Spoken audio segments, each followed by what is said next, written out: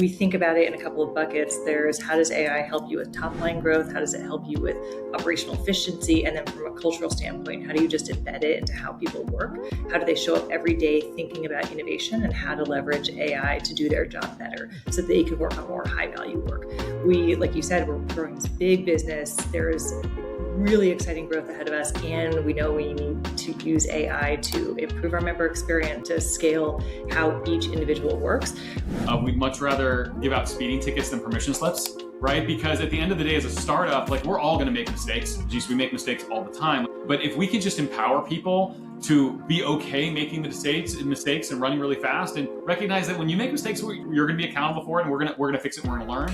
Everybody moves faster and everybody learns more. And I think that we just have to give everybody space to make those decisions. You're listening to the Modern People Leader podcast, where we go behind the scenes with today's top HR leaders and work experts. We talk to them about how they've gotten to where they're at, what they do every day, and what they see coming next for the future of work. Hope you enjoy. Welcome to the Modern People Leader, guys. How are y'all doing? Great. Thanks for having us. Yeah, we're excited to be here. This is our first joint, CEO, Chief People Officer episode that we've had. I don't know. It's been like a year or two. It's been a while. The last one we did was with Wade Foster from Zapier, their CEO, and Brandon Samut, who's their Chief People Officer. And it was a pretty epic episode.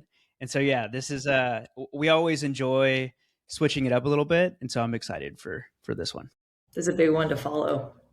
Y'all are going to crush it. And we start every episode the exact same way. And that's with something called Good News Stories. We all share something. It could be personal, could be work related, literally whatever's coming to mind for you.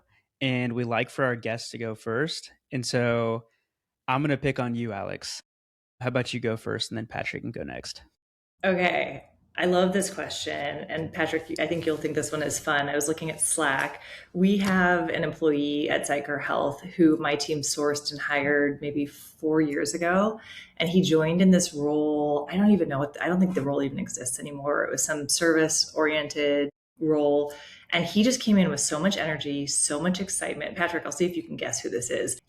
I think of him as our hype man. He really came in like a sponge, ready to learn. And he has had many different jobs in the past 4 years. He's gotten promoted. We've moved him. We have multiple companies. We've moved him around, and he's just stayed adaptable and flexible. And this year we said, you know what, let's make him a sales rep. And we've never done that before in the history of the company. We've never taken someone who doesn't have sales experience directly and put them into a producer role. And I just looked in Slack and he sold his first case, and it was the fastest from new person in seat to case sold that we've ever had in the company's history. And it just made my heart burst. I'm so proud of him. I'm proud of our leaders for taking that risk. And the thing I say all the time is passion and potential over just pure experience. And I feel like that story lit up my week. Oh, man, that's so awesome. Not to jump in on that. I know exactly who you're talking about because he upstaged me when we were launching our product at the Rock and Roll Hall of Fame in Ohio many years ago. Like, he followed me, and I'm just glad. Let's just put it this way. I'm glad he followed me on stage because he's incredible. That's really awesome. Patrick, you want to go next? Yeah, and so here's the problem. I have to follow that. I'm going to give you an example, something that I'm really excited about. It's great news from the week. So I don't know how much you guys know about us, but we're a health insurance company with a goal to make quality healthcare affordable and accessible for everyone. It's a big goal. We have this crazy view that we can fix the U.S. healthcare system where everyone else is struggling. So my good news from this week is just last week, and it's gotten a lot of attention this week, the federal government, that agency that governs healthcare, so CMS, introduced their proposed language for the next year. And in it, they actually referenced plans like ours and wanting them in new government markets because they view our focus on price transparency, consumer control, and consumer shopping as a way to lower healthcare for everyone. So that is unbelievable affirmation about what Alex, I, and the team have been doing for the last 8-10 years. So that was my good news for the week. It's great to hear from the government recognizing the path that we're on.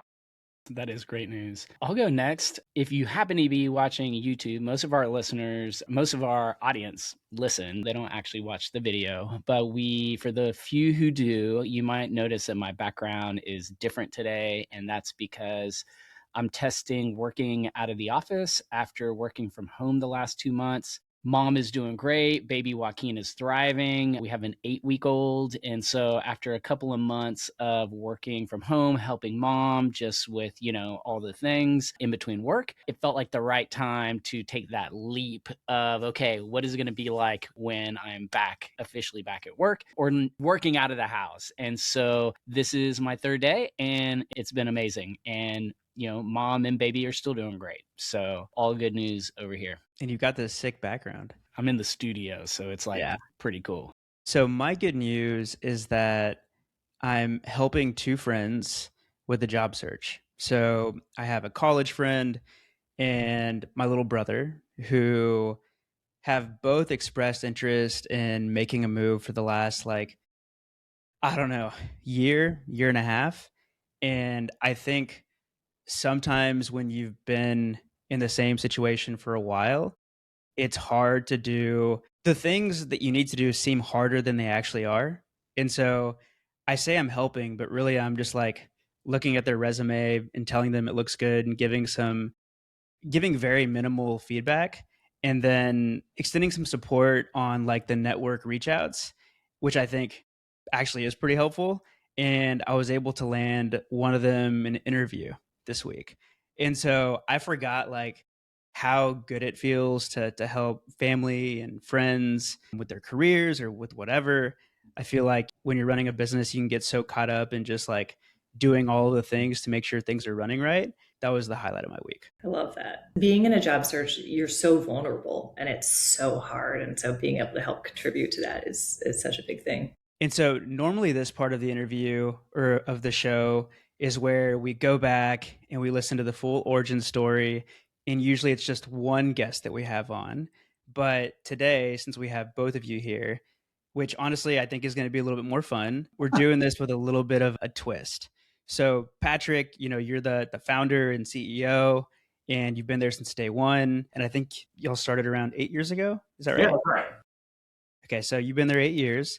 And Alex, you've been there about close to 5-ish years. I think the exact time was 4 years, 11 months based off of LinkedIn. So, you've seen a big chunk of the journey there at Sidecar. And so I'm curious, what's the story behind Alex coming to Sidecar, joining as the Chief People Officer back in 2021? And I'd love to hear both sides of the story. Quick question. When was the last time your backup care benefit actually worked the way it was supposed to? Employees could use it easily, you didn't get complaints, and it didn't blow up your budget. That question has felt pretty relevant for us lately, with Steven navigating life with a newborn, plus 2 teenage daughters, and me now raising a toddler. You start thinking less about benefits on paper and more about whether they'll actually show up when plans fall apart. And a lot of employers are realizing the same thing. Their backup care program just isn't keeping up. And that's why so many are putting it up for bid. Traditional backup care can be rigid and expensive, often tied to limited networks that just don't really reflect how families live and work, which means it just doesn't get used the way that it was intended. That's why more and more employers are switching to wealthy backup care. Families can search a vetted provider network or lean on a wealthy expert to handle the entire process, helping to find and book backup care for kids, adult dependents, and even pets. And then from the employer side, it's fully customizable, it's pay as you go, and for the in-person teams, they have on-site and near-site options. If you want to learn more, you can get a personalized quote and geo-access report at wealthy.com/MPL. That's wealthy.com/MPL. Okay, can I go first then, and then Alex can correct me for kind of for Yes. So look, starting a company is a journey, right? So I feel very privileged. This is the third company that I've had the privilege of building. This is the last thing I'm ever going to do. My co-founder and I, we've been working together since 2009. So she's an incredible partner in kind of our journey. But in your growth journey, you kind of reach that point where you need to expand beyond your initial employees, your initial founding team, and bring in big hitters to figure out how are you going to grow to the next level. So Veronica and I were sitting around going, okay, what are the pieces of our leadership team that we're missing? And the conversation becomes about hey, we don't have a people leader. We're both doing this off the side of our desk, and it's more than just HR. So it was all about going and figuring out hey, if we're going to go grow, build a big team, how do we make sure the culture, when we're just a small group in one office, right? This is pre-COVID, so we're all in one place where it's really hard. I mean, it's really easy to maintain culture to a world where we know ultimately we're going to be spread out over everywhere. It's like, how do we go find this new people leader? Because we've been pulling people in the past from people that we knew. So this is like literally bringing Alex in and kicking off a search looking for the right leader was the first time we were bringing in really an outside executive to our leadership team. And so there's all that struggle of, okay, how do you identify the right people? Who are we looking for? And we kicked off the process. And Alex, we've talked about this before. I had my first conversation with Alex. We used a recruiter to actually help find us because we wanted to get outside of our networks to find the right leader. And I literally hung up the phone with her and was like, this is our person. I need to do whatever I can to get Alex on our leadership team, because this is different than every other HR leader that I've ever had, because this didn't feel like an HR leader. This just felt like a C-level executive, and that was different. That's so funny, because I remember I got a call from the recruiter after our call, and I mostly asked you questions for the hour, and you asked me one at the very end, and she called me right after and said, okay, they want to hire you. And I was like, oh, that is a big red flag. And then I thought about it, I'm like, well, maybe they need me because we need to like come in and build an interview process to make sure we're being really thoughtful and objective. But it was sort of, I don't know, love at first sight in terms of the mission and what I was going to bring and what Patrick needed and what the team needed. I have spent my career building startups across a variety of different industries, but I've always been very close to health insurance as a head of HR, buying insurance for my employees. And I just got to a point where I'm like, I don't have any options anymore. Renewal rates are going up. Everything feels broken. I don't know how to do this in a way that helps drive business growth, brings costs down, keeps benefits rich for my employees. And so I was on the hunt. We had just sold the last company I was working at and was talking to a bunch of different folks, but I kind of knew I wanted to be in a space like this that was so personal to me, where I knew that the person who was going to be on the buying end of this product was the same person who was in my role. And I met Patrick and just peppered him with questions. He was so kind in that first interview to just spend the entire time talking about the product and the business. I was hooked. And so, it was like, okay, let's go make this work. And that was 5 years ago. I love this story. As a former founder CEO, like I know that feeling of finding the one, like just having that clarity, like this is the person who we need to bring on. I've also joked, I've spent a lifetime in, or my career, a career lifetime in or around HR. And of all of the functions and sub-functions with HR, insurance and benefits still I find super confusing and complicated. And I already heard that part of the value proposition with Sidecar is addressing that. But zooming out a little bit, how would you describe what Sidecar Health does to a stranger or someone like me who just gets easily confused by like the whole insurance and benefits world, or maybe an HR leader who's trying to navigate this seemingly complicated landscape? Sure. Alex, you want me to take that, or do you want to? Yeah, you start. Okay, well, so the easiest way, Stephen, to think about Sidecar Health, so we're a major medical health insurance carrier, just like all the carriers that you know, United, Anthem, and Aetna.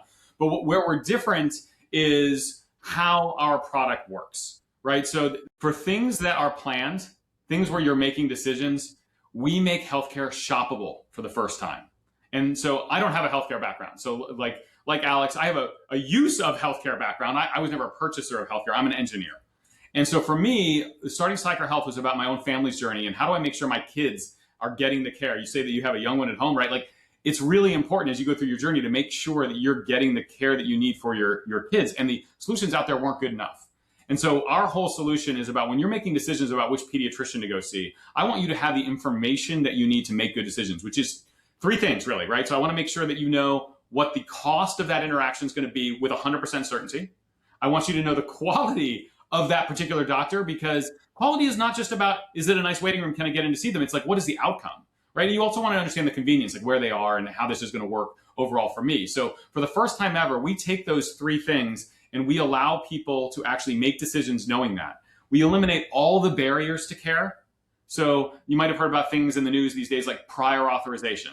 Like you need to get permission to get care, which as a dad, that's insane. When your doctor says your kid needs X, you want X. You don't need to wait 2 weeks for somebody to get permission to get that or have to do something else. So we eliminate all the barriers to care, right? So prior authorization, formulary, step therapy, all things you never want to understand what those are, but there's a lot of barriers to getting care in the US healthcare system. So we eliminate all of those, and we do that, which is very expensive. We make it affordable by actually making healthcare shoppable for the first time.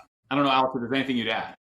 Well, I would add, as the head of HR, the thing that I get the most excited about is just unrestricted access. So we don't have networks. We don't go out and negotiate. We just give you transparency and incentives to engage in your healthcare decisions. And so what that gives my employees is the ability to go wherever they want. And so a really clear example is mental health. A lot of people are thinking about, like, how do I get these add-on mental health services? I really want my team to have access to therapy. Most therapists don't take insurance. And so with our plan, with our benefit amounts, you can go anywhere you want. And so it has actually changed the game with our ability for our team to access mental health care, and just thinking about how do we remove those barriers? How do we actually get people to engage with their healthcare for the first time and then get the access to the care they need? And I guess one thing that I'll add to that, to see if make it really concrete, all of our members access healthcare through our app. They start their healthcare journey through our app with all this information to make decisions. And then we give them all a Visa card that enables them to pay the doctors that they want to go see, they take their kids to, with our money, right? So we give them a Visa card because it turns out everybody takes Visa. And this changes how people behave because, as Alex kind of hinted, we give everyone what we call a benefit amount, but think about it like a budget to go and get care. And so I'll give you a very simple example. So I have high cholesterol, healthcare is personal, so I'll make it all about me. So I'm on a statin, right? And so I can go to one large nationally branded pharmacy where they're going to charge me $120 for that statin, or I can go to Kroger where I grocery shop and I can pay $10 for that statin. So the way that our product works is I'm given $35 and told go wherever I want. And so I can see that if I go to this national pharmacy, I'm going to be responsible for paying above the $35. So maybe I have to pay $75 more than my budget. So maybe I won't do that. Likewise, if I go to Kroger, I go ahead and I pay the $10. I've saved $25. I get to keep half of that savings myself. And so that changes everything, because then people start treating healthcare dollars like their own. Start treating healthcare dollars like their own. So they don't have any restrictions on access. Suddenly they have transparency and incentives to make good decisions. And it's amazing what people do with information. They make great decisions. So we see dramatically higher utilization of things you want, like mental health care, like Alex mentioned, and dramatically lower utilization of things like emergency rooms, because people don't end up in emergency situations because they're getting paid to take their meds. So that's a bit of a kind of overview of what we're doing. But as you can tell, we're pretty excited about our ability to impact everyone's lives. No, this is great. And we had Brandon Weber on from Nava Benefits maybe like, I don't know, 5 or 6 months ago. And part of his description of what Nava does is they go out and they find the companies that are doing the most innovative work. And he's the one who introduced us to you guys. And so I'm connecting all the dots now that you're describing what you guys do. So love to hear about the product. So you guys have been working together for 5 years now. And from what Alex shared, it sounds like you guys have a very strong, tight-knit CEO, CPO partnership. And every people leader is striving to have that. It's not always the case. It's hard. We always come back to something that was said on the podcast maybe like 3 years ago by somebody named Jackson Lynch. He said, if you ask 10 CEOs what they want from their chief people officer, you're going to get 10 different answers. And so because of that, it usually takes a little bit of time to figure out the right rhythms, the right expectations, how both of you like to work and how you work together before things really start to click. And so I'm curious, in those first 12 months of working together back in 2021, probably like still during COVID, if I had to guess, what were, if you think back to that time, were there like any bumps or challenges as you were kind of figuring each other out? Yes. And it's funny. Alex, that was a fast yes. Too fast. I was going to say, of course, certainly. And it's funny, we were talking on Tuesday about this taping, and it's like, how has our relationship evolved, and what were some of the hard things in the beginning, and how has it changed? And Patrick said, I don't think we've ever had disagreements. And I'm like, I disagree with that. And it's funny, I feel like it's a testament to our relationship and where we're at today that the disagreements now don't feel hard. It's just a part of the process to get to the right answer. Early, it was, I came in hot. This is my 6th or 7th startup. I'm like, I know how to do this. I build people functions. I'm just going to go build all this stuff. There were hiring, firing policies. Like Patrick has a very specific idea about not doing PIPs. And I come from a world of, what are you talking about? Of course you do a PIP if someone's not performing. That's how you run the process. And so it was sort of working through those just kind of early, well, what exists here? How do I have a little bit of humility to pause and learn and ask good questions, figure out what's sacred to Patrick and Veronica and Sidecar Health, and then bring my expertise. Patrick didn't hire me to just do stuff, but to actually have a voice and to start shaping things. And I think, early it was the foundation of like, what's the scaffolding for our people and our culture, and how do we make sure that we're building the right stuff so that we can scale. You said we were going through COVID. We were talking about vaccine policies, like stuff I had never dealt with in my career before. And there was a lot of disagreement, a lot of agreement, but that, the early years, I felt like it was just kind of feeling out, where do I have purview to make these decisions? And what's really important to Patrick is he thinks about establishing this culture before we start to grow. And how do I make sure I preserve that stuff? Love it. And so, Patrick, just like, walking through this journey, can you share with us, and going back to that Jackson Lynch quote, I'm just curious, are there any ways in which you, pre-Alex, would have defined what the job is of a people leader? And now post-Alex, has that changed at all for you? Like, have you expanded kind of your view on like, oh, okay, this isn't just hiring, firing. I'm not saying you had that mindset, but there are CEOs that have that mindset. But like, in what ways kind of has your perspective and your purview changed on like what the role of the CPO should be at a company? Well, the first thing I can say is I don't think I can have another CPO ever, because Alex has totally broken me from what is possible. And by the way, I try to just ruin any future negotiations I ever have. I was going to say, add a couple zeros on that equity plan, it's a struggle, but worth it. But worth it, Stephen. So here's what I'll say. So you're absolutely right. So coming into this role, every other HR leader that I've worked with has really been about, and not that there's anything wrong with that, it's been about payroll. It's about process. It's about, how do we do performance reviews, and how do we hiring and firing, all the things, all the administrative pieces that you expect. But the difference here for Veronica and I, and as we started kind of the company, we knew we had a problem or an opportunity, let's say that, with like, we're going to be growing fast. We're going to be adding, we're going to be doubling, tripling, quadrupling, even 10xing the size of our company from a people perspective. And we felt like we have to solve the problem on who's going to be the shepherd for that process. And so we hired somebody. When we went out and looked, we're looking for someone that can shepherd that process. We're not worried about payroll. We're not worried about benefits and HR and those things, because the right leader can solve those problems. Who's going to lead the culture? Because one of the things I learned very early on from Alex, and it is still in our new hire orientation kind of presentations. And by the way, one of the things I love is I personally do all the new hire trainings once a month with all the people that come in, because it sets the right culture. I think it's really important to building a company that's remote, is like, it's making sure people understand the culture and have that touchdown. So I do it myself and I love it. It's like one of my favorite things every month. But Alex built a slide in there that is comically simple, but it's like a Pac-Man eating a hamburger. And it's like, culture eats strategy.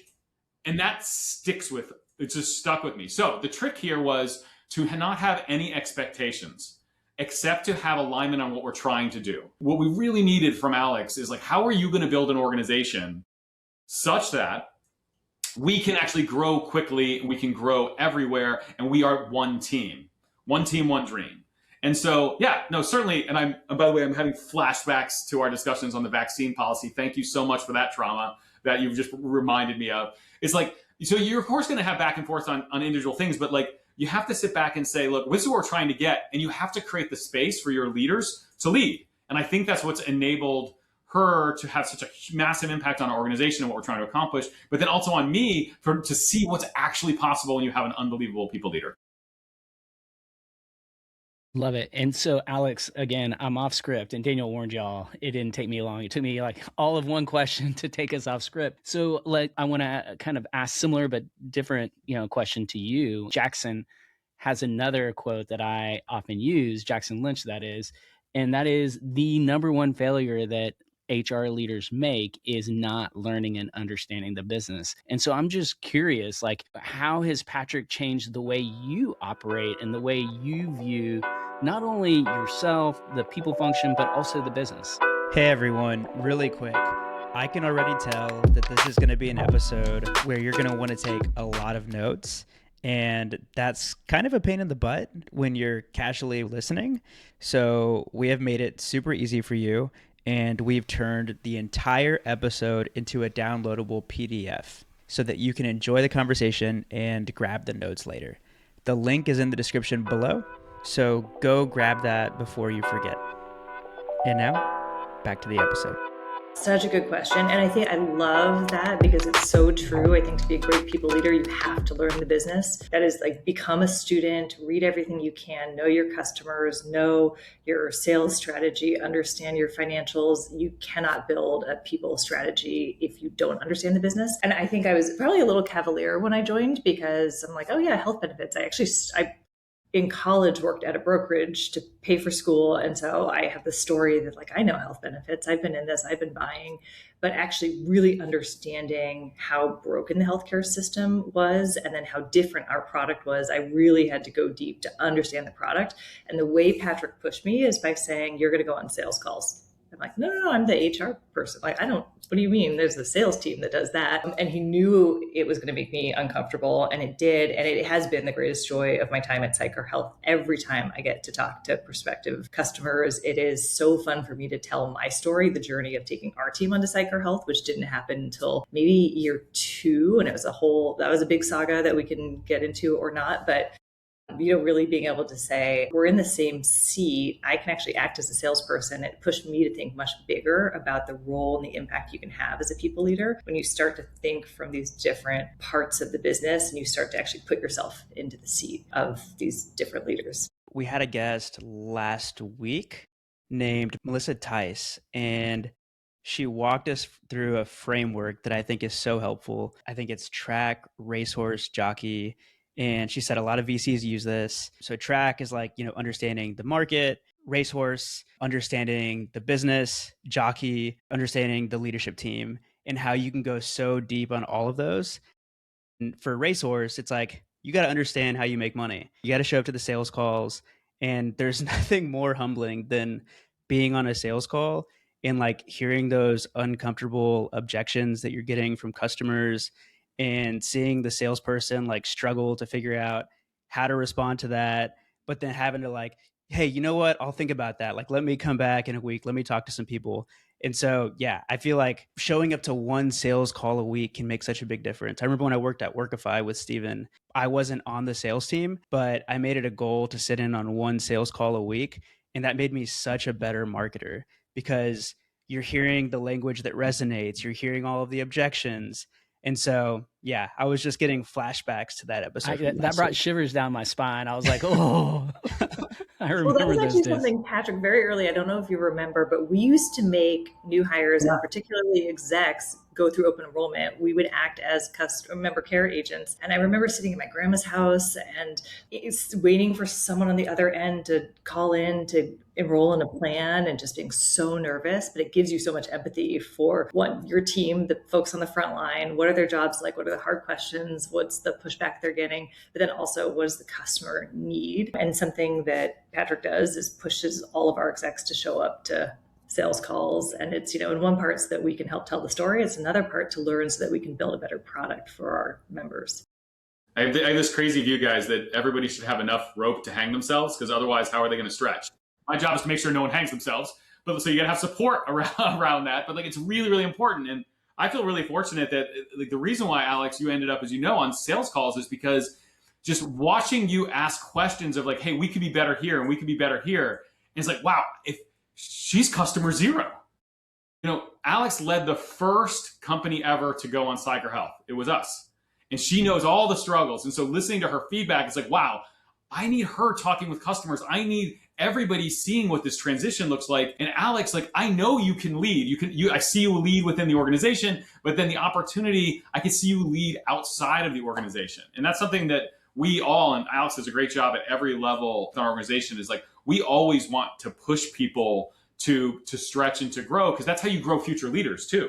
And that's how you actually get more impact. Like, people don't just, if you're really good at what you're doing, like, do more, right? So we want to make sure that people are always stretched. So it was really fun for me, Alex, to see you on these sales calls. By the way, you never looked uncomfortable. So all of that tremor, all on the inside, because you always like, So bringing it back to the partnership, I feel like, something else we've heard on the show a couple of times is sometimes it's hard to know when, I as the people leader should take the lead and make the decision and have ownership over a decision versus I need to bring the CEO in or I need to bring in the entire leadership team. And I don't know why I'm like flashing back to a bunch of episodes. I don't usually do this, but I was thinking about an episode we had with Hannah Yardley, who's the chief people officer at Achievers. And she walked us through like her framework. Like I think she explained it. There are like me decisions, things that I can make decisions on. There are me and my CEO decisions. And then there are CEO decisions or decisions we need to make as a leadership team. And I think something you mentioned to me in the prep call, Alex, was you've developed a sense for knowing when to lead and when to let Patrick take the lead on something. And so how did you, is there like a process for this, or is it just like a sense you have now because you know what's really important to Patrick and what he wants to own? Walk me through how you think about that. Yeah, I wish I had a brilliant answer like that, like a framework. In the beginning, I brought Patrick into everything because I was learning and trying to kind of push the boundaries and test the waters and figure out where that line was. And one of the mistakes I made, and I think a lot of people do this, like you defer to your CEO. Oh, if it comes out of the CEO's mouth, it must be gospel. Like, let's get everyone running towards that. And I remember that the first maybe 6 months was a lot of that. And that's not really how you want to lead. And so it was just as simple as asking, like we had a couple conversations. I'm like, do you want me to make this decision? Or are you saying this because you need it to happen or because you just have an opinion? And Patrick said to me, if you're going to ask for my opinion, I will have one. I always have an opinion, but it doesn't mean that that's the right answer. And so we just got good at kind of clarifying, is this, do you need my input? Do you need my advice? Is this us decision? And I feel like it's just kind of natural now because it's been so long. I try to own as many decisions as I can, make sure that Patrick is aware of anything that's going to have ripple effects through the organization, and then bring him in when I'm really stuck or feel like it's, at this exec level where it's going to impact other parts of the business. I think that we've created a culture, not just at the C level, but at every level of the organization. We'd much rather give out speeding tickets than permission slips, right? Because at the end of the day, as a startup, like we're all going to make mistakes. Geez, we make mistakes all the time. But if we can just empower people to be okay making the mistakes and running really fast and recognize that when you make mistakes, you're going to be accountable for it and we're going to fix it and we're going to learn. Everybody moves faster and everybody learns more. And I think that we just have to give everybody space to make those decisions. So I think that it's not just with Alex and me. I think it's kind of throughout the whole team. It's like we want people to not struggle with, gosh, what should I be doing this when, like, a lot of times what the right decision is. Yeah, I think that's a great point, and I love that having the permission slip. It's so empowering. And I think I have one more question before we move on to the next segment related to that, and that's the where we stand with respect to employee trust, where we stand with respect to kind of fears, uncertainty, and doubts in the workplace. It's been a tough 5 years. We recorded a pod yesterday and we were just talking, or we were in a sales meeting. I can't remember what it was yesterday, and we were talking about the origin story of MPL. And we originally thought that we would be talking about COVID and the impacts COVID had, and then kind of the return to whatever that new state would be. We had no idea that we were entering this kind of perpetual state, uncertainty and change and more change. And I feel like that navigating that change, specifically how CPOs and CEOs have jointly managed that and navigated that change or not, has been a major challenge for companies and for people leaders out there. The reality is that over the last 5 years, we have shifted from, the pendulum has swung from a place of employee advocacy and safety to the, other side of like, shoot, we need to focus on business needs. Like, if this is not business critical, we should not be talking about it. Like, we're in survival mode. We're in the AI era now. And so I'm just curious, like, how do you two navigate that line? Because I feel like that is, again, the source of a lot of tension within the CPO CEO relationship, could be.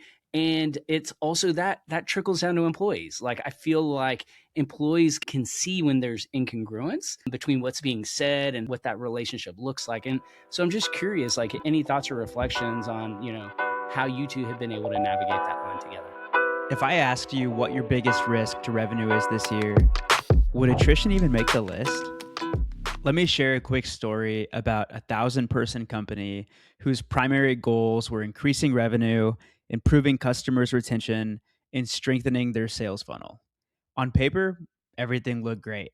But when they started to dig in and they connected their workforce data to business outcomes, they uncovered something they hadn't fully quantified: a 24% attrition rate. And 20% of that was within their most critical employees. That's not just an HR metric, that's revenue risk. That's a metric the CEO should track, the CFO, the CRO, everyone.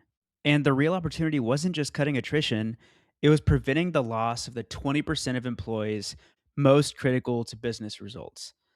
Without the right system, they would have needed analysts running reports for weeks, reacting to exits after they happened.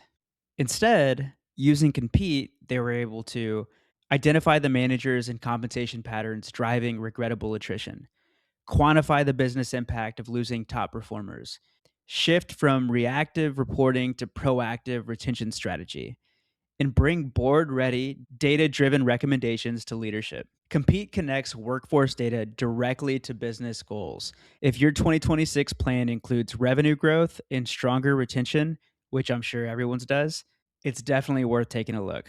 Compete is legit. I highly recommend you book a conversation with them to see how they can help you turn workforce insight into business impact. Just go to compete.com/MPL. That's compete.com/MPL. Yeah, I mean, you're so right. The last 5 years have really changed the function a lot, the people function. I almost think of it as like you're running two businesses, your CEO and CPO. You've got your business, and then there's the whole business of your people.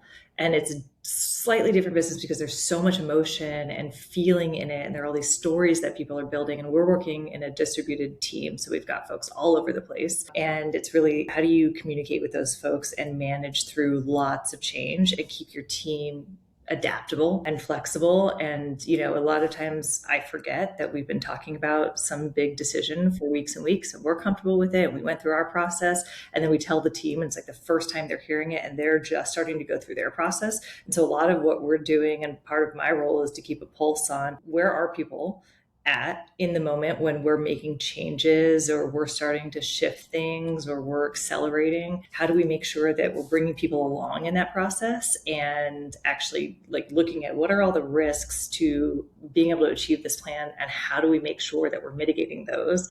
And I think that's a lot of what we're doing together, is managing that people business. And then, Stephen, part of what you're talking about is, that shift from real employee advocacy and benefits, and how do you create space for employees? And it's kind of shifting back to like, oh gosh, we need to be hyper focused on business outcomes. It's a really fine line. And one of the things that Patrick has helped me learn, that it's okay to make changes.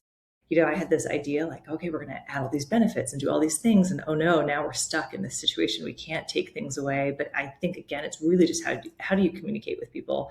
How do you help them understand the why and contextualize it and make sure that you're bringing them along in that story as you make those changes? Yeah, the only thing that I would add that's really, I think, thoughtful is if you're just transparent, it solves a lot of problems. It's okay, like especially and maybe a startup gets extra leeway here because you have a very clear goal, but the path to go there is never perfectly straight. And people that are in startups, in young companies, they know it's going to be a zigzag. And so you get a little room. And so I certainly feel like you can navigate, Stephen, what you're talking about just by being very transparent. But here's the reality. That's risky, right? It's super risky. And the thing that I struggle with is being comfortable with that risk. And throughout, my career, and I think what we've done a really good job with Alex and the rest of the leadership team is being overly transparent on decisions, being accountable when we speed and because we've been spending time with things, as Alex says, and just give the space to address that, and being comfortable with the fact that like you're going to create risk, you're going to create more questions when you are transparent about the decisions that you're making, the strategies that you're changing, but it's worth it. And that has enabled us, I think, to have a strong culture, despite the fact that we've got employees in 23 states.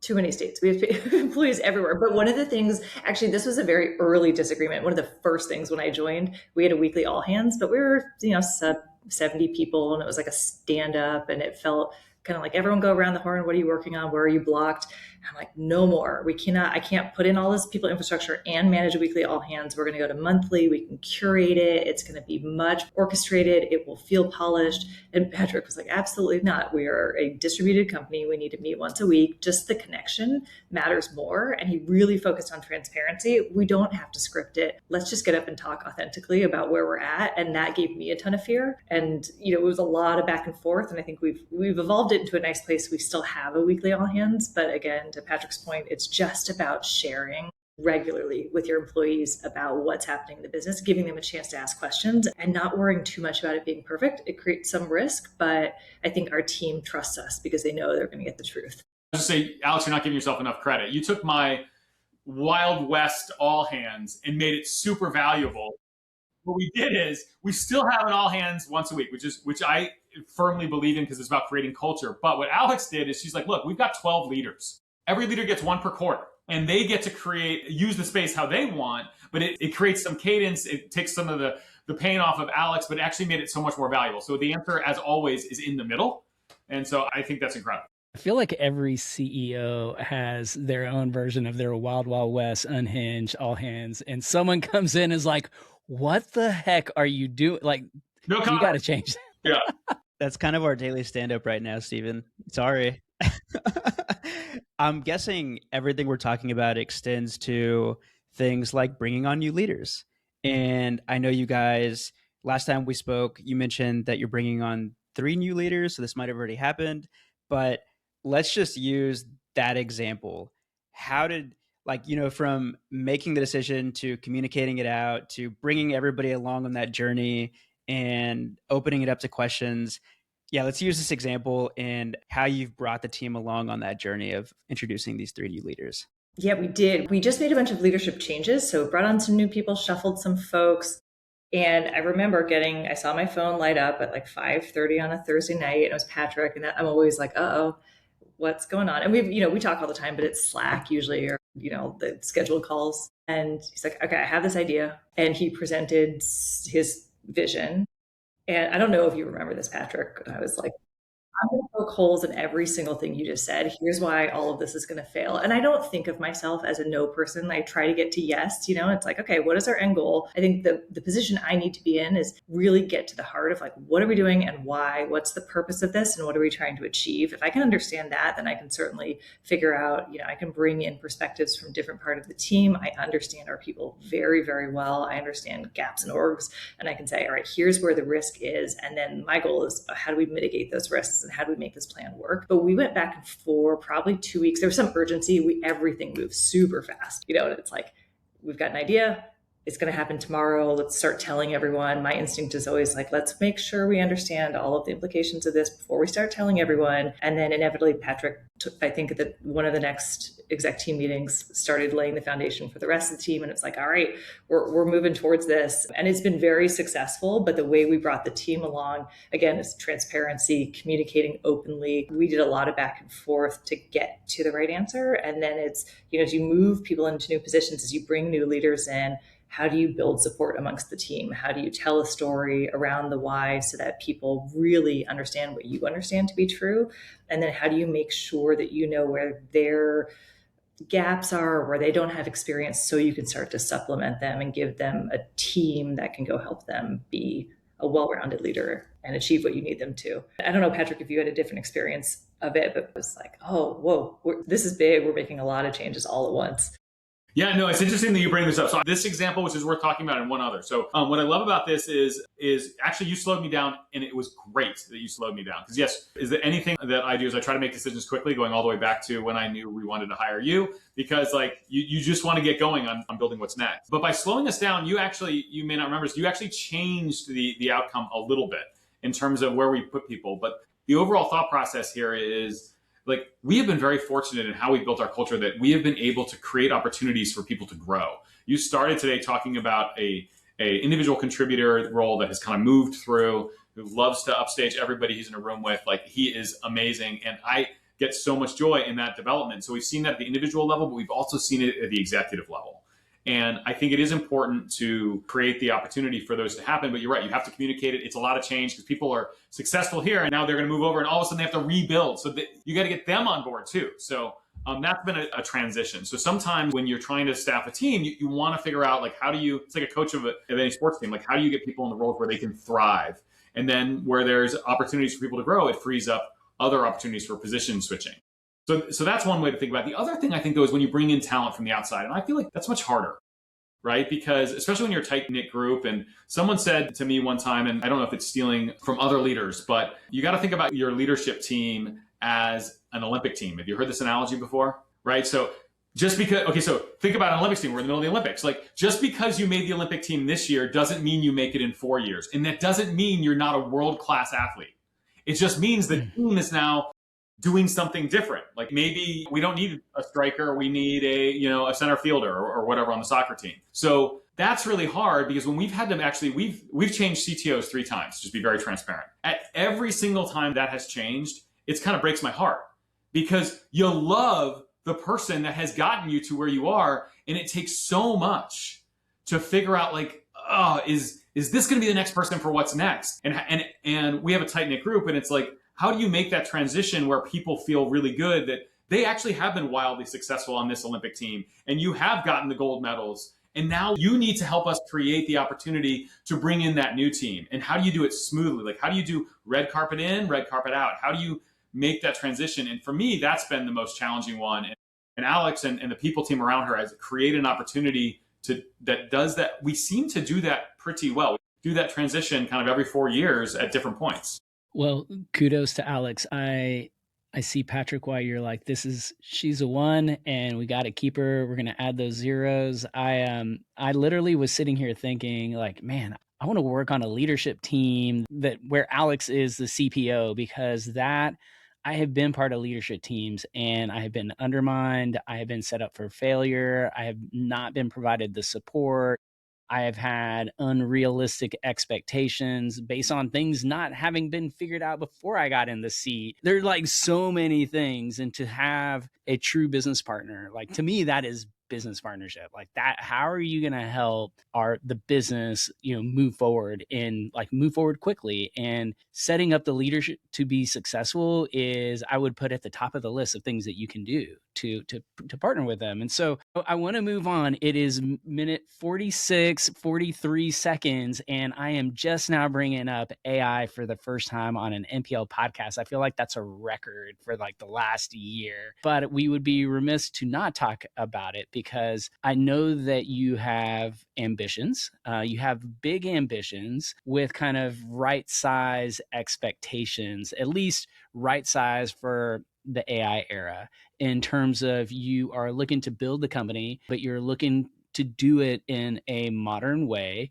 And that is hard, because we're all trying to figure out, what the hell does the AI era mean? Like, what does it mean to the workplace? What does it mean to like team pods? What are the right ratios? What are the jobs impact? Like then there's like this contagion of risk, of fear that kind of can spread through companies like wildfire. And so how are you helping the company? How are you figuring some of these pieces out, like what that means, right sizing things for where we are, for today's business world and the technological capabilities? But more importantly, how are you helping your team understand that and appreciate it? Because there's a lot of reframing that has to happen, we believe, for the most successful companies are reframing what growth looks like, and they're spending a lot of time on the education piece and making investments where they can. And so I'm just curious, what does that look like for Sidecar Health? It's been quite a journey. We've been talking about it for a long time. We've made progress. Patrick, I don't know if you remember, I said to you, gosh, was it maybe a year ago? I said, if by the end of this year we have not completely transformed to AI native. You should just fire me. And I wish I had not said that because I don't know if we're there yet, but it was a bold statement. It was just this kind of acknowledgement that this is where this is going. It is imperative that we figure out how to make this turn. I think, we think about it in a couple of buckets. There's how does AI help you with top line growth? How does it help you with operational efficiency? And then from a cultural standpoint, how do you just embed it into how people work? How do they show up every day thinking about innovation and how to leverage AI to do their job better so that they can work on more high value work? We, like you said, we're growing this big business. There's really exciting growth ahead of us. And we know we need to use AI to improve our member experience, to scale how each individual works. We have a lot of different approaches. I think a big one is investing in the right tools, making sure people have access to the right tools so that they can experiment. It's tough to do that in a health insurance business because we've got a lot of sensitive data. So you're walking this fine line of go experiment, try things, but do it in a way that's very careful and protects our member data. That's always important to us. So really figuring out sort of culturally how we get people to adopt that mindset of experimentation in a safe way.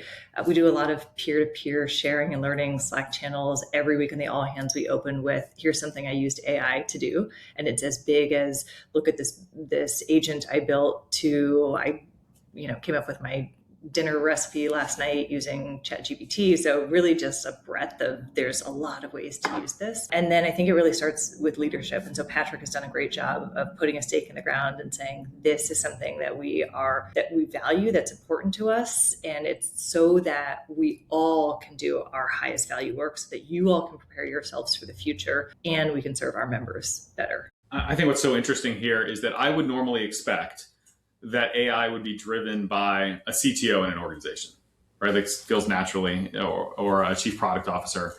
Sidecar Health, while the engineering team may have, in their own way, just start running with how do I code faster and how do I do that? But culturally, Alex was the driving force at Sidecar Health for everybody adopting it. It becomes part of everyone's performance evaluation on a low basis. Like, hey, people know that this is something we expect, but it's more about the empowerment. Like, literally everybody has licenses to Anthropic and Claude and they've ChatGPT and Copilot. And so people can kind of figure out how to use it. And yes, we've got guardrails to make sure that no information is inappropriately accessed, but we're trying to create not only the space, but actually the requirement for people to figure out what's possible. And it's not just the engineering team, it's the finance team. How are you going to automate things? It's the actuarial team. How are you going to build better underwriting models? And like for us, I mean, we're a healthcare company, but we're singularly unique. We use AI today. Like, we price and make transparent the price of every doctor in the United States. Like, think about your healthcare experiences. You have no idea what your doctor is going to charge. Well, through our app, we've been able to build a solution that gives you a guaranteed price at every doctor, right? And so, like, we're seeing it with member experience. And the only way we're able to deliver that is people had to figure out how do I underwrite a doctor? How do I build an underwriting model? And I can't go price every doctor in the United States. That's crazy. So you as an underwriter and you, the actuarial team, you need to figure out how to do that. And I think that culturally, what has enabled us to start moving down this curve, and I'll be the first one to say we are not far enough down it, right? Like, you can never be far enough down it. But it is the cultural change that has enabled us to make the progress that we have and gives me confidence that we're going to stay ahead of everyone else. And this stuff's hard. Like, we're trying to do this for a 4-person content business. It's a lot more straightforward to do this with content than it is with a healthcare business, I would imagine. But yeah, we're doing this ourselves. And shout out to Stephen. I say we, it's mostly Stephen. Here in the last... I almost jumped in earlier and said, hopefully our CTO will be fired or will be replaced, because that's me. But I just posted on LinkedIn about it yesterday that I've taken on chief technology officer and chief product officer roles at MPL. Yeah, we've made the decision that rather than adding more headcount this year, we're going to figure out how to do this through all the tools and technology that's out there. And so that started with Stephen putting together like a phased out approach. Like, here's phase 1, here's phase 2, here's phase 3. So now we know we need to build an org brain. We need to figure out how to feed all of our information to Notion. And based off of what we can pull into Notion, we can do some pretty advanced things with tools like Zapier and Glean. He has like the full tech stack. We have a plan. He's, gone through all of our, I guess, like most admin heavy processes on the content side and figured out like the low hanging fruit. And it was hard for us to do that with just like the four of us. So I can't imagine what it's like at a company that's much bigger, even if it's 100, 200, 300, or 10,000. But as a part of this, I feel like most companies are making the same decision that rather than continuing to grow headcount the way they were the last 10 years, it's going to look a little bit different. And because of that, there are going to be some people in the organization that might not be as excited about that because they're not going to have a team of 40, 50 people on their marketing team. Now it might be 15 or 20, and the person below them, instead of having 5 direct reports, maybe has 2. And so if that's something that somebody was excited about before, maybe they're less excited about this AI future. And is this something y'all are thinking about or having to grapple with, or have managers that are having that same realization that like, oh shit, like I came into this thinking I was going to have a team of 10 people in a couple years, and now it's not looking like I will? Yeah, we've had, I think even before AI, we have very purposefully stayed small. Our theory is we can actually grow faster, move faster, make quick decisions if we're lean. And so we have tried to stay as lean as possible. And so you always face that. We've got really high performers who want to grow. We've got these smart people, and there's this kind of natural inclination to my growth path is becoming a manager. I want a team. I want to develop that skill set. And so we've had to tackle that for a while. And I think the way we do it is by reminding people that career growth is not just up, it's across. So how do you build your toolkit? How do you get different experiences? Like Patrick has pushed me into a sales role. How do we help people really expand outside of just the ladder they're in and really understand, first, what does growth mean to you? How do we make sure you're getting the opportunities to contribute? It's not just about becoming a manager. And then at the same time, for the folks who do want to become managers, how do we help them develop those skills so they're ready for it, so they can be great managers, even if that opportunity isn't there today? And AI is certainly exacerbating that issue, but it's kind of shifting that mindset to, maybe your team is a bunch of agents. And so like think about how you start to build that team and how do you manage that kind of workforce. It's really, really different. I don't know if any of us have the solution today, but trying to get people excited about what the possibility looks like. It's weird because like just hearing you say that, I got excited. Like I feel like it's going to be an interesting 12 months, 12 to 24 months, because it's mind blowing how quickly the AI powered tech cycles are moving, and advancement is happening so fast, and the adoption curve, and we know this because we talk to HR leaders, multiple HR leaders a week, and we have events. We talk to 100 plus HR leaders. And so we have a good pulse on just like general adoption, and it's not happening fast enough. And there's so many different types of personas, and that not all of the personas out there get fired up like, ooh, I'm going to try to crack the nut on how do I onboard an AI employee. Like I literally have spent the last 2 days working on that. And so it's going to be interesting, but I look for curiosity. I think curiosity, wanting to understand like the possibilities, and is a great starting point. And so you have described an organization that is highly transparent at Sidecar Health, that is communicative, that has permission to take risks, permission to fail. And that is like part of the playbook that we are seeing. So I think y'all are at a great place based on all the conversations we're having and meeting with executives, y'all.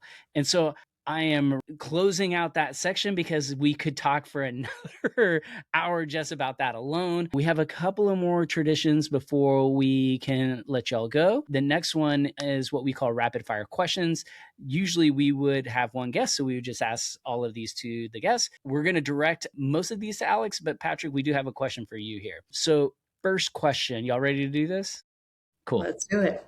All right, Alex, what's one piece of advice you give someone starting in HR today? We sort of touch on this. I think it's just learn the business, like become a student. Again, stop being a people pleaser. A lot of people go into HR because they love being in service to others. It's a huge part of why I was drawn to it.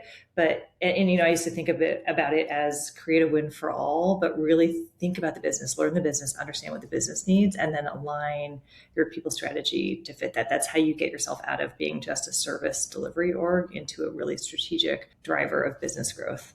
Retweet, if people still say that. I agree with that answer. This next question is also for you, Alex. If your team gave you a superpower nickname, what would it be? Maybe just the question asker is not a very cool nickname, but the big thing with my team is ask a lot of questions so that you are actually designing the right answer. I think good questions lead you to better outcomes. And so I don't wonder. Patrick, can you beat that? I see you smiling over there. What superpower can you think of it? I was going to say culture queen, but that's much worse than question Culture asker. queen. That's way better. Yeah, I love culture queen. Question asker is a dorky nickname, but yeah, I think really just making sure that you're designing the right stuff by making sure you understand the full problem. Love it. Next one's for you, Patrick. If you could steal one strategy from another company, what would it be? This isn't HR. This is business, like anything. Could be HR. Great. Here's a strategy I want. Raise billions of dollars before you prove anything. Seems like everybody else is doing that. I love that strategy. Viable strategy. Sure. There's mine. And this last one is for the both of you guys. Who do we need to have on the show next? Whether it's a people leader that you really admire, maybe it's another CEO, could be another duo that is doing great work. Who's coming to mind for you guys? There's somebody who I'm so impressed by, who I met maybe last year. Her name is Annie Riley. She's building a business that supports managers in startups, which is like the hardest job in the world. And every time she just goes deep with managers to understand what is it like to try to build a startup in this role where you're trying to deliver for your exec team, manage your employees. So insightful, has great just thoughts on how to do that really well. And as people leaders, this is one of the hardest things we do. And we know that the business only works if we enable our managers to be successful. And she's someone who I think has such a good point of view and is so smart and thinking about this problem in the right way. That's awesome. So here, I'll add another one. So Joanna McFarland, she is the CEO of Hop Skip Drive. I don't know if you guys know Hop Skip Drive, but Hop Skip Drive is a mission-driven company that helps get people to school, right? In communities, maybe foster care, orphans, like the unhoused, trying to make sure people get to school. That business is super complicated, tons of real people issues. And then the organization itself is distributed and has lots of really interesting pieces. So she's an incredible leader, and I think would bring an incredible perspective to your program. Wow, those are all great nominations. We're definitely piqued our interest, so we'll reach out. And that gets us to our final tradition on the Modern People Leader. We call it one word or phrase close. We all respond with a word or a few words as we reflect on the hour that we've spent together. Just a nice way to wrap things up. We prefer for our guests to go first. And so I will not pick on either of you. I'll let you self-lead here. Ben, this has been invigorating. This is really great. Highlight of the week. Good. Yeah, I feel really inspired. You're in it every day. Building a startup is very, very hard. It's hard to remember, like, oh wait, this is working. We're doing good stuff here. And yeah, I feel really inspired by this conversation. I always say, I don't care if you are selling paletas or popsicles on the side of the road or running $1 billion company. I have a huge amount of respect for anyone who is creating and exploring the entrepreneurial journey. It's so hard. It's so rewarding, but it is really, really hard. I'll go next. I'm going to go with, if I could give y'all a superpower nickname, it would be Dynamic Duo, because you two just genuinely seem like you respect and enjoy working together. And that's the dream. And so great way to follow up. Wade and Brandon are hard to come after, but you definitely stepped up. I agree. And I'm going to go with a quote, because I think this might be the quote of the year so far in the podcast. If we're not AI native in 12 months, fire me. I thought that was hilarious. Well, y'all, this was so much fun. We've got it, Daniel. We say this whenever we do these, that we need to do more of them. But thank you so much for both of you for joining us today. It's been an amazing conversation. You're doing amazing work. Definitely, we are definitely behind your mission and what you're doing at Sidecar Health. If people want to find you, like, what's the best way to learn more about Sidecar Health? Yeah, just come to our website. There you go. So we'll include those details in our show notes. And thanks again. It's been a blast. Thanks for having us. Thank you. Thanks, guys. Bye, guys. Thanks for tuning in to another episode of The Modern People Leader. We really, really appreciate it. And if you enjoyed the show, please leave us a 5-star rating. It would mean the world to us. And connect with us on LinkedIn. We want to know what you think about the show, and you can find links to both of our profiles in the show notes. Thanks again for listening, and see you on the next episode.